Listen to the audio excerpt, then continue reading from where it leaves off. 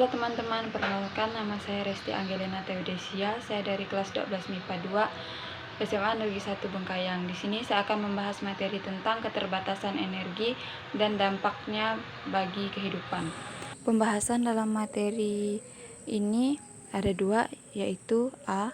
Sumber energi dan penggunaannya, dan B. Solusi terhadap keterbatasan energi.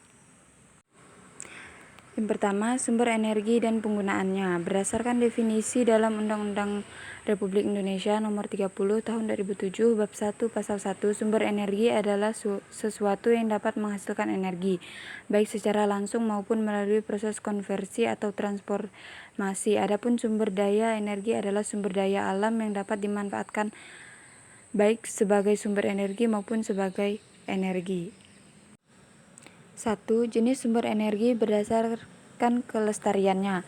A. Sumber energi terbarukan. Sumber energi terbarukan adalah sumber energi yang bisa diperbaharui sehingga dalam penggunaannya dapat dengan cepat dan mudah didapatkan. Sumber energi ini memiliki kelebihan tidak mencemari lingkungan. Energi terbarukan juga adalah sumber energi yang tersedia oleh alam dan bisa dimanfaatkan secara terus-menerus. Hal ini senada dengan keterangan International Energy Agency yang juga menyatakan bahwa energi terbarukan adalah energi yang berasal dari proses alam yang diisi ulang terus-menerus. Contoh sumber energi terbarukan yaitu energi matahari atau surya, energi panas bumi, energi angin, dan energi air. Berikut adalah gambar energi matahari surya. Yang kedua, sumber energi panas bumi. Yang ketiga, sumber energi angin. Yang keempat, sumber energi air. Berikut adalah contoh video dari sumber energi terbarukan dan penerapannya dalam kehidupan. Energi terbarukan adalah pembangkit listrik tenaga surya atau PLTS, yaitu sistem yang dapat digunakan untuk mengubah energi matahari menjadi energi listrik. Sebagai salah satu sumber energi terbarukannya ramah lingkungan. Energi tak terbarukan. Energi tak terbarukan adalah sumber energi dari sumber daya alam yang tidak dapat diperbaharui. Artinya ketersediaannya di alam ini terbatas karena proses pembentukannya yang memerlukan waktu yang sangat lama. Energi tak terbarukan ini juga adalah energi yang diperoleh dari sumber daya alam yang waktu pembentukannya sangat lama, hampir jutaan tahun. Energi ini dikatakan tak terbarukan karena apabila sumber daya tersebut sudah digunakan akan memerlukan waktu yang sangat lama untuk menggantikannya. Contoh energi tak terbarukan yaitu minyak bumi, gas alam, batu bara. Berikut adalah gambar dari sumber energi minyak bumi, sumber energi gas alam, dan sumber energi batu bara. Berikut adalah contoh video dari energi tak terbarukan dan penerapannya dalam kehidupan. Ladang minyak kita berkontribusi besar bagi pemenuhan kebutuhan energi domestik. Proses pengeboran minyak tidaklah mudah. Diperlukan teknologi canggih dan keahlian tinggi untuk mengekstrak minyak dari dalam bumi. Minyak bumi bukan hanya untuk bahan bakar kendaraan. Dari bensin hingga diesel, serta bahan baku plastik, semua berasal dari... 2. Pemanfaatan sumber energi. Pemanfaatan sumber energi dibagi menjadi 4. Yang A. Pemanfaatan sumber energi untuk keperluan industri. B. Pemanfaatan energi untuk kepentingan rumah tangga. C. Pemanfaatan energi untuk keperluan transportasi. D. Pemanfaatan energi untuk keperluan komersial. A. Pemanfaatan energi untuk keperluan industri. Berbagai industri, baik industri kecil maupun besar, memerlukan sumber energi dalam proses produksinya. Sumber energi yang biasa digunakan adalah minyak bumi, batu bara, atau gas alam.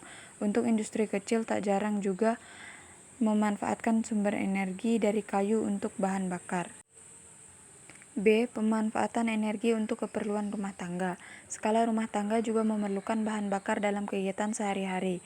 Untuk sekarang ini, pemanfaatan energi dalam rumah tangga diantaranya energi listrik dan gas untuk memasak. C. Pemanfaatan energi untuk keperluan transportasi. Sektor transportasi juga salah satu sektor yang memanfaatkan banyak energi tak terbarukan. Hal ini karena bahan bakar untuk kendaraan di Indonesia saat ini masih didominasi oleh bahan bakar minyak yaitu BBM. Penggunaan BBM untuk sektor transportasi juga menimbulkan beberapa masalah, yaitu menimbulkan pencemaran udara. D. Pemanfaatan energi untuk keperluan komersial. Pemanfaatan energi untuk komersial seperti sektor perhotelan, rumah sakit, ataupun rumah makan, diantaranya listrik, LPG, BBM, dan gas bumi. 3. Energi fosil. Bahan bakar fosil terbentuk jutaan tahun yang lalu ketika tanaman, hewan, dan makhluk lainnya mati dan terkubur di bawah bumi. Jasadnya secara bertahap berubah selama bertahun-tahun karena panas dan tekanan dalam kerak bumi dan terbentuk batu bara, minyak, dan gas. Selama ini sebagian besar sumber energi terutama manusia di bumi lebih terfokus pada penggunaan bahan bakar fosil yang telah banyak menghasilkan gas-gas rumah kaca seperti CO2 dan telah memberikan kontribusi terbesar bagi pemanasan global. Ada 3 jenis energi fosil yang banyak dimanfaatkan di Indonesia, yaitu minyak bumi, batu bara, dan gas alam. A. Minyak bumi. Minyak bumi merupakan cairan kental berwarna coklat gelap dan kehijauan yang mudah terbakar. Cairan ini juga sering disebut sebagai emas hitam yang berada di lapisan atas dari sebagian area yang ada di kerak bumi. Bahan kimia yang terkandung di dalam minyak bumi adalah hidrokarbon, sebagian besar dari seri alkana, dengan berbagai varian penampilan, komposisi, dan kemurniannya. Minyak bumi ini diambil dari sumur minyak yang terdapat di lokasi sumber minyak melalui berbagai macam proses, yakni proses studi geologi, analisis sedimen, karakter, serta struktur sumber. Berbagai jenis bahan bakar minyak yang terdapat di Indonesia adalah minyak tanah rumah tangga, minyak tanah industri, Pertamax Plus, premium, biopremium, biosolar, solar transportasi, solar industri, minyak diesel, minyak bakar, dan Pertamina. B. Batu bara. Batu bara adalah batuan yang dapat dibakar karena terbentuk dari endapan organik sisa tumbuhan yang kemudian dibentuk dengan proses pembatubaraan. Unsur-unsur kimia yang terdapat dalam batu bara adalah hidrogen, oksigen, karbon. Jenis batu bara pun ada 2 macam, yakni batu bara dengan pertambangan darat dan dengan pertambangan terbuka. C. Gas alam. Gas alam adalah metana, kadang-kadang dikenal sebagai gas rawa. Gas alam biasanya ditemukan di bawah tanah bersama dengan minyak bumi dan batu bara, tetapi kadang-kadang terjadi dengan itu dan dipompa melalui pipa setelah dipompa keluar, kemudian diangkut ke tempat penyimpanan atau untuk keperluan rumah tangga. Gas alam mempunyai bau yang kuat membuatnya mudah untuk mencium jika ada kebocoran dan menghasilkan relatif sedikit polusi terhadap sumber bakar lainnya.